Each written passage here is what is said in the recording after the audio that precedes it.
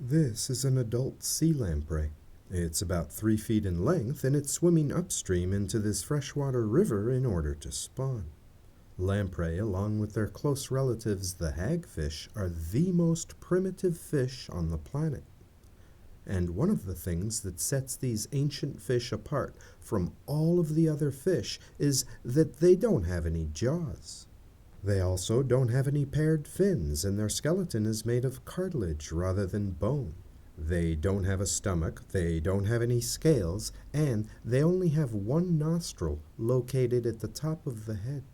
They also have a unique way of breathing because in order to breathe, most fish take water in through the mouth and then pass it over the gills so that they can extract the oxygen from the water. But the lamprey has a very different way of doing things. Because instead of taking water in through the mouth and then passing it over the gills, the lamprey has 7 pores on each side of its body, and each one of these pores leads to a muscularized pocket that's lined with tiny blood vessels. These blood vessels remove the oxygen from the water while releasing carbon dioxide and other waste products. Each pocket works like a gill by contracting and expanding in order to pump water in and out of the gill opening, so water does not need to enter through the mouth in order for them to breathe, which frees up the lamprey's mouth for other, more interesting jobs, such as holding on to rocks in a swift current, or feeding. However, this lamprey isn't looking for something to eat. In fact, they don't eat at all during their spawning migration, and its only goal is to continue swimming upstream until it can find a suitable spawning site.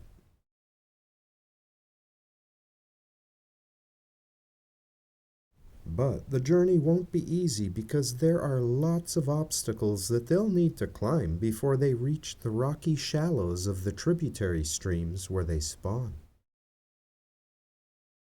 Be sure to notice as we watch this lamprey swim that it has no pectoral fins and no ventral fins.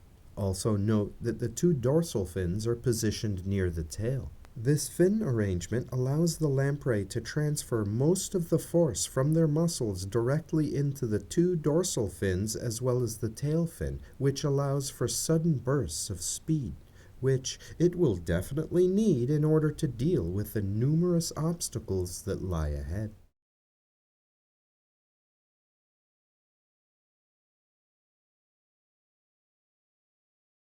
But these lamprey are determined to get to where they're going at all costs, and they have an incredible method for deciding which way to go in order to find the most suitable place to lay their eggs.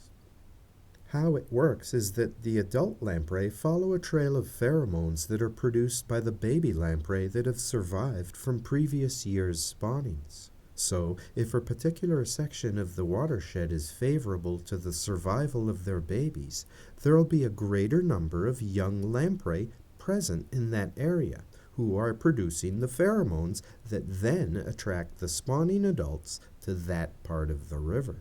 This approach ensures that the adult lamprey maximize their reproductive efforts by concentrating their spawning in a part of the watershed that shows the greatest promise for the survival of their young.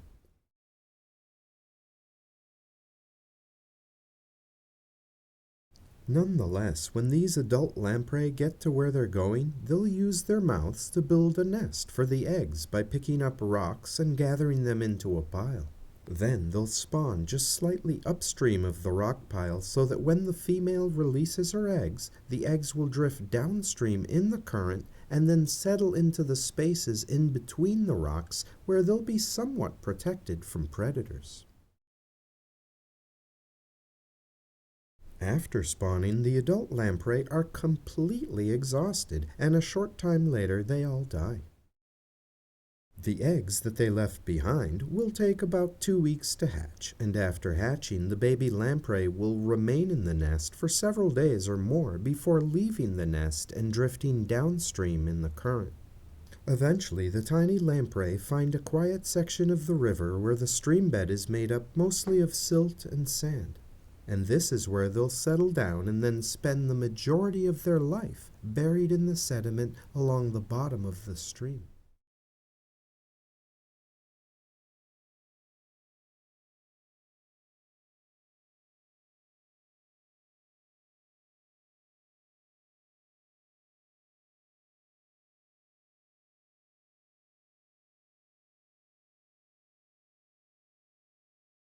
At this stage of their development, the little lamprey are filter feeders that hide in the stream bed with just their heads sticking out so that they can catch tiny food particles that are passing by in the current. These filter-feeding larval lamprey are called amicetes, which is derived from the Greek words meaning sleeping in sand.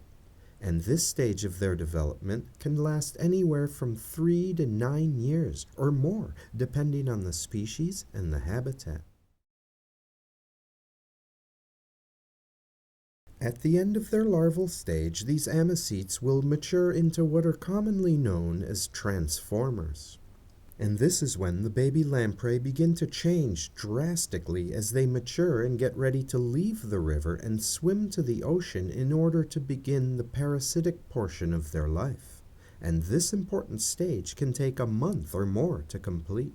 During the transformer stage, they stop feeding as the entire digestive system is rebuilt completely in order to accommodate the switch from a filter-feeding lifestyle to that of a parasite that feeds exclusively on the blood and bodily fluids of their host.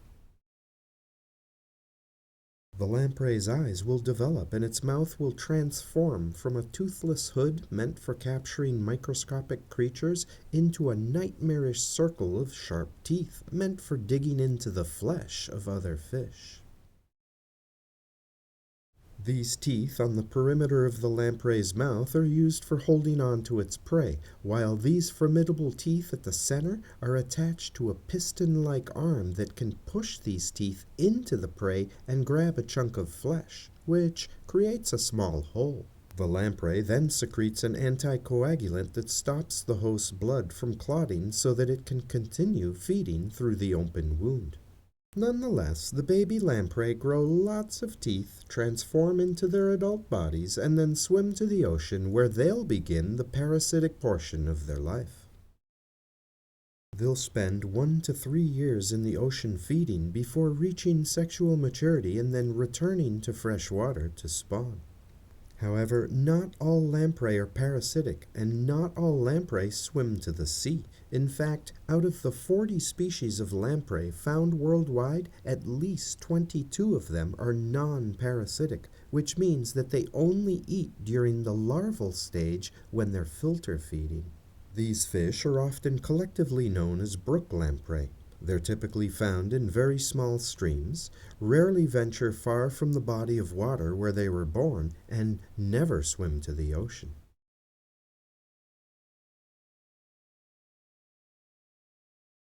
However, this is a sea lamprey, and during their spawning migration into freshwater rivers, they can find themselves in all sorts of unusual places as they search for a suitable location to lay their eggs.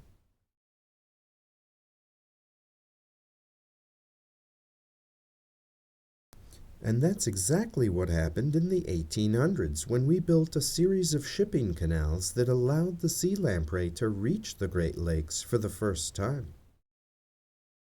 Of course, the lamprey took full advantage of this new opportunity, and one by one they began to enter these massive bodies of water during their annual spawning migration. After entering one of the Great Lakes, the adult sea lamprey swims up into one of the small feeder streams that empties into the lake in order to spawn and then die. Their eggs eventually hatch, and the larvae then live in the silt and sand at the bottom of the stream until they begin to transform into their parasitic stage. At that point, the larvae change by growing teeth, switching their diet, and then leaving the stream in search of the ocean where they would then begin to feed.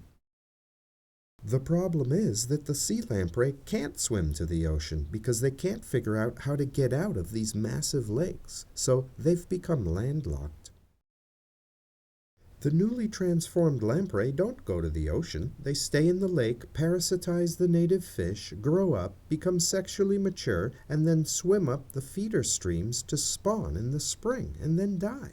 So the Great Lakes have now become a freshwater substitute for the ocean.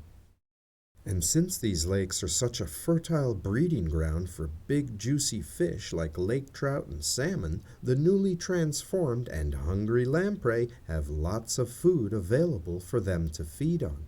and in the 1940s and 50s, the sea lamprey almost completely wiped out the commercial fishing industry in the Great Lakes.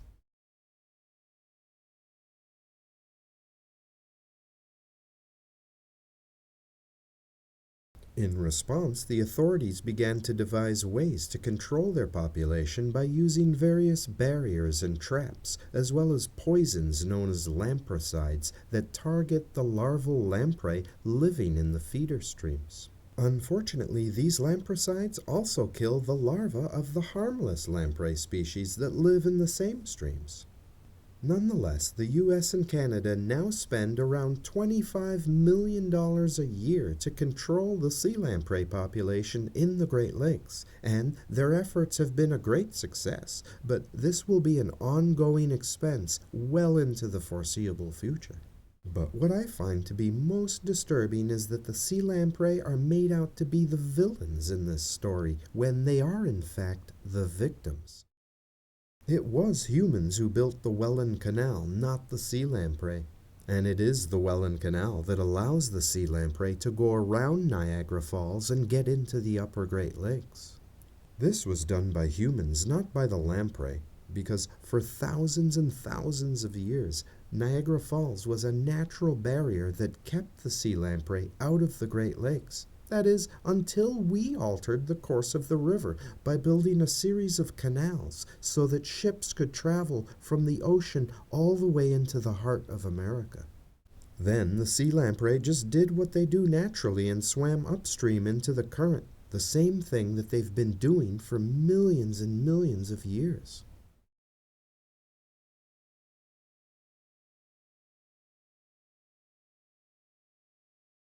Where I live, they're a native fish, and they come and go naturally every spring.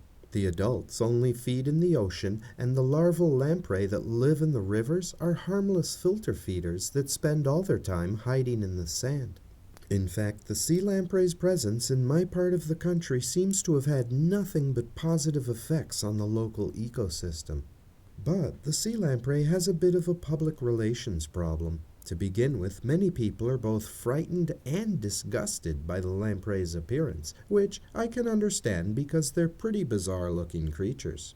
Their parasitic feeding style isn't winning them any friends either, and I've noticed that many people who enjoy fishing have a very negative opinion of the sea lamprey. And finally, there's this whole Great Lakes disaster, which, as I've explained, was all our fault.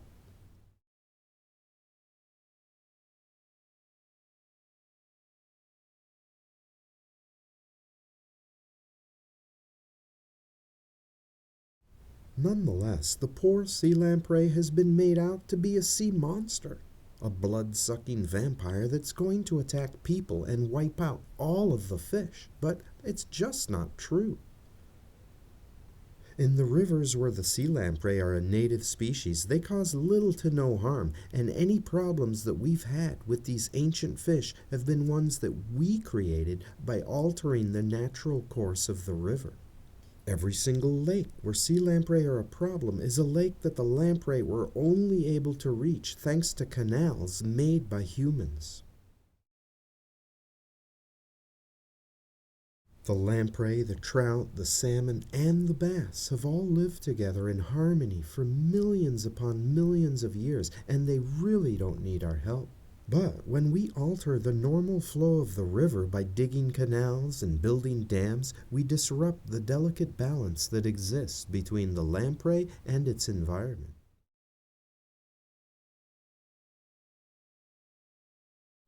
In some places, lamprey populations have crashed and recovery efforts are underway, while in other areas, monumental efforts are underway to try and trap, poison, and remove as many lamprey as they can. However, with a track record of having survived 4 global extinction events, there's a very good chance that the sea lamprey will still be swimming in the sea and sleeping in the sand long after we're gone.